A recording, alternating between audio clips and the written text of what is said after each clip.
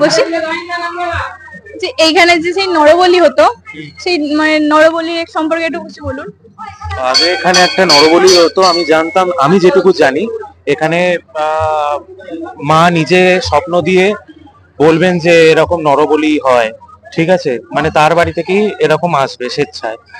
এবার একদা এমন একটা জনশ্রুতি প্রচলিত আছে যে এখানে যিনি পুজো করতেন পুরোহিত, সেই পুরোহিতের এরকম কন্যাকে তারপরে নেওয়া হবে, পুরোহিতের মেয়েকে নরবলিতে নেওয়া হবে। সেই রাতে পুরোহিত মেয়েকে নিয়ে মন্দির বন্ধ করে পালিয়ে যেতে চাচ্ছিল। তারপরে মা এক বৃদ্ধা বেশে এসে পুরোহিতের রাস্তা আটকায়, বলে কি তোরা কোথায় যাচ্ছিস? তো কোথায় যাচ্ছিস বলাতে বলেছে যে, পুরোহিত তখন বলেন যে এই গ্রামে একটি রাক্ষসী আছে। মাকে বলছে, যেহেতু মা ছেলের সম্পর্ক ওইভাবে বলেছেন, মানে রাক্ষস হচ্ছে, সে এক এক করে সবাইকে খেয়ে নিচ্ছে, এবার আমার মেয়ের পালা, আমি তো আমার মেয়েকে দিয়ে এরকম ভাবে বলি দিতে পারি না, তাই আমি ছেড়ে চলে যাচ্ছি কালকে ভোর হওয়ার আগে।